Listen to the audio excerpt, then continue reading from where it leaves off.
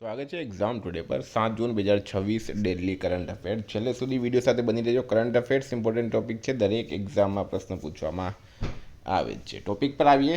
Question number 1 છે, હાલમાં વિશ્વ કીટ જાગૃતિ દિવસ ક્યારે મનાવવામાં આવ્યો? તો રાઈટ આન્સર છે મિત્રો, વિશ્વ કીટ જાગૃતિ દિવસ 6 જૂનના રોજ દર વર્ષે મનાવાય છે. 6 જૂન, બરાબર. સાથે મિત્રો રશિયન ભાષા દિવસ આ પણ ઇમ્પોર્ટન્ટ છે. દર વર્ષે 6 જૂને રશિયન ભાષા દિવસ પણ ઉજવવામાં આવે છે. આ દિવસ રશિયન કવિ એલેક્ઝાન્ડર પુશ્કિનના જન્મદિવસની યાદમાં ઉજવાય છે. શિક્ષણ, આરોગ્ય સંભાળ અને રોકાણના ક્ષેત્રોમાં સંબંધોને મજબૂત બનાવવા માટે કયા રાજ્યએ દક્ષિણ આફ્રિકા સાથે કરાર પર હસ્તાક્ષર કર્યા હતા? તો તેલંગાના રાઈટ આન્સર થશે. તેલંગાના સરકારે દક્ષિણ આફ્રિકા સાથે શિક્ષણ, આરોગ્ય સંભાળ એટલે કે મેડિકલ, ટુરિઝમ અને રોકાણ એટલે ઇન્વેસ્ટમેન્ટ ક્ષેત્રમાં સહકાર વધારવા માટે કરાર કર્યો છે. તેલંગાણાના મુખ્યમંત્રી એ રેવંતા રેડ્ડી અને દક્ષિણ આફ્રિકાના ઉપપ્રમુખ પોલ મેસેટાઇલ વચ્ચે થયેલી બેઠક દરમિયાન નિર્ણય લેવાયો. હાલમાં ઉષ્ણકટિબંધીય તુફાન જાંગમી એ કયા દેશમાં વ્યાપક જનજીવનને અસર કરી? તો પ્રશ્ન છે મિત્રો, જાંગમી, બરાબર. જાંગમી ઉષ્ણકટિબંધીય તુફાન છે જાંગમી, એણે કયા દેશમાં વ્યાપક જનજીવન પર અસર કરી છે? તો રાઈટ આન્સર છે મિત્રો, જાપાન.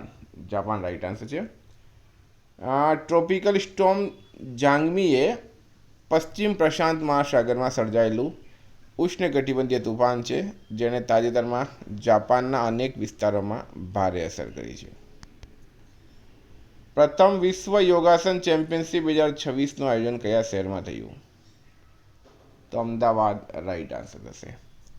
પ્રથમ વિશ્વ યોગાસન ચેમ્પિયનશિપ 2026નું આયોજન અમદાવાદ, ગુજરાત ખાતે એકા એરેનામાં 4થી 8 જૂન 2026 દરમિયાન કરવામાં આવ્યું હતું. આ વિશ્વની પ્રથમ વૈશ્વિક યોગાસન સ્પર્ધા હતી, જેમાં 60થી વધુ દેશોના ખેલાડીઓએ ભાગ લીધો હતો.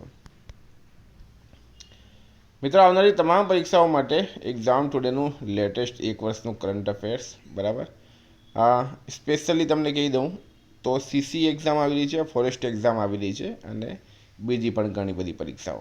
તો તમને કરંટ અફેર્સ જોઈતું હોય 9510411961 આ નંબર પર મેસેજ કરો. કોન્સ્ટેબલ માટે જોઈતી હોય તો 4થી 6 મહિના સુધીની લઈ શકો. કરંટ અફેર આપણું 100% પૂછાય છે. હાલમાં ભારતને કયા દેશ પાસેથી S-400 એર ડિફેન્સ મિસાઇલ સિસ્ટમની 4થી સ્ક્વોડ્રન મળી છે? તો રશિયા રાઈટ આન્સર છે. S-400, બરાબર. ફરી પાછું રિવિઝન કરાવી દઉં. S-400નું મૂળ નામ છે મિત્રો S-400 ટ્રાયમ્ફ. ભારત અને રશિયા વચ્ચે 2018માં લગભગ $5.43 અબજ કરાર થયો હતો. આ કરાર હેઠળ ભારતને કુલ 5 S-400 સ્ક્વોડ્રન મળવાની છે. 4થી સ્ક્વોડ્રન પ્રાપ્ત થઈ ગઈ અને 5મી સ્ક્વોડ્રન પણ ટૂંક સમયમાં મળવાની અપેક્ષા છે. હાલમાં ભારત અને કયા દેશો વચ્ચે લાંબા ગાળાની ઉર્જા ભાગીદારી પર હસ્તાક્ષર કરવામાં આવ્યા? તો વેનેઝુએલા રાઈટ આન્સર છે. ભારતના પ્રધાનમંત્રી નરેન્દ્ર મોદી અને વેનેઝુએલાના રાષ્ટ્રપતિ ડેલ્કે રોડ્રિગ્સ વચ્ચે થયેલી બેઠકમાં ઉર્જા, ક્રિટિકલ મિનરલ્સ અને ખનન ક્ષેત્રે સહયોગ વધારવા પર ભાર મૂકવામાં આવ્યો હતો. હાલમાં મેટે ફ્રેડરિક્સન એ સળંગ ત્રીજી વખત કયા દેશના વડાપ્રધાન તરીકે કાર્યભાર સંભાળ્યો છે? તો મિત્રો, ડેનમાર્કના સતત ત્રીજી વખત વડાપ્રધાન બની ગયા છે મેટ ફ્રેડરિક્સન. હાલમાં કયા રાજ્યના સુરહાતાલને ભારતનું 100મું રામસર સ્થળ જાહેર કરવામાં આવ્યું? તો કયા રાજ્યનો સુરહાતાલ એને ભારતનું 100મું રામસર સ્થળ જાહેર કરવામાં આવ્યું? તો રાઈટ આન્સર છે મિત્રો આમાં ઉત્તર પ્રદેશ. ઉત્તર પ્રદેશના બલિયા જિલ્લામાં આવેલું જયપ્રકાશ નારાયણ પક્ષી અભયારણ્ય અથવા તો સુરહાતાલ ભારતનું 100મું રામસર સ્થળ જાહેર કરાયું છે. જૂન 2026માં કયા રાજ્યને PM સૂર્યઘર એક્સિલન્સ એવોર્ડ માટે પસંદ કરવામાં આવ્યું? તો મિત્રો, અહીંયા કન્ફ્યુઝ નહીં થતા, ઓડિશા રાઈટ આન્સર છે. ઓડિશાએ મંથ ઓફ સોલર અભિયાન દરમિયાન ઉત્તમ પ્રદર્શન કર્યું હતું અને મધ્યમ ગ્રાહક વર્ગ ધરાવતા રાજ્યોમાં ગ્રાહક અરજીઓ, સોલાર ઇન્સ્ટોલેશન અને ડિસ્કોમ નિરીક્ષકોમાં પ્રથમ સ્થાન મેળવ્યું છે.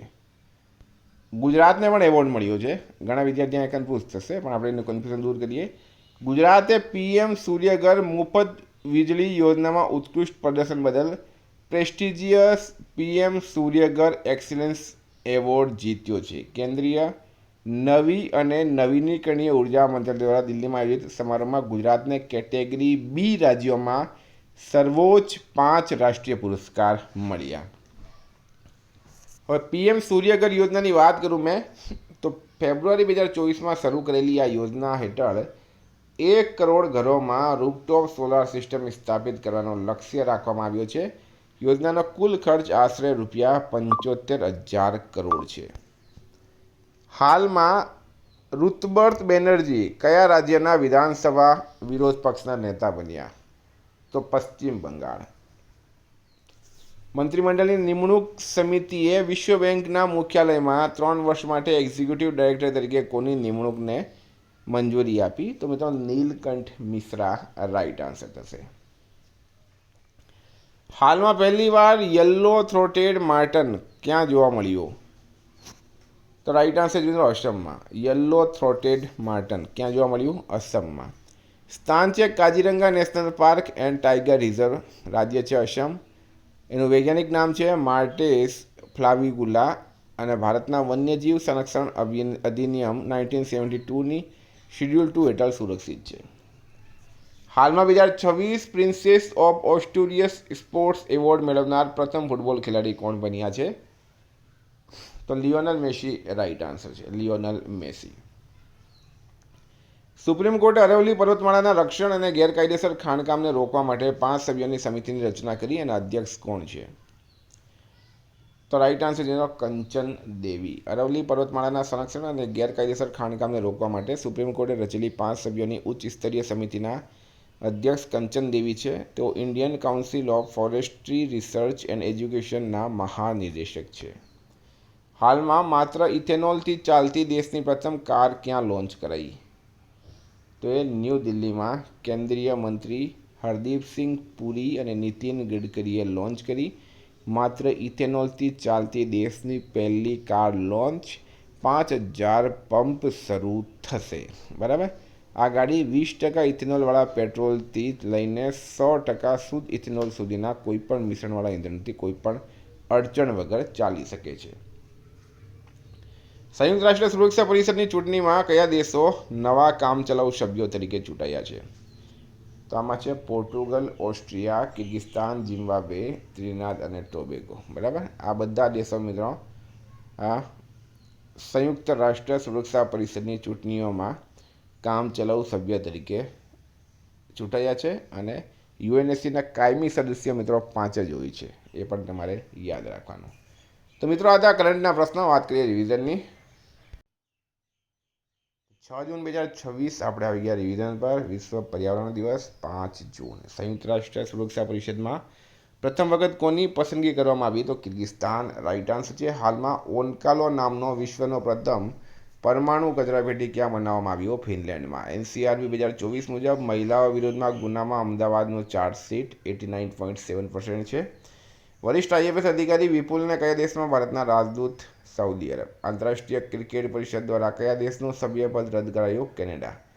પદ્મ પુરસ્કાર વિજેતા ડૉક્ટર સુભાષ કશ્યપનું નિધન થયું. તેઓ કોણ હતા? રાજનેતા. કઈ અવકાશ એજન્સી 2013માં લોન્ચ કરેલ માવેન મિશનને સમાપ્ત કર્યું? નાસા.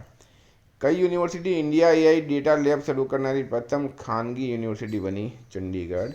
કઈ રાજ્ય સરકારે હાલમાં પુણ્યશ્લોક અહિલ્યાદેવી હોલકર શેતકરી કર્જમુક્ત યોજનાને મંજૂરી આપી? મહારાષ્ટ્ર.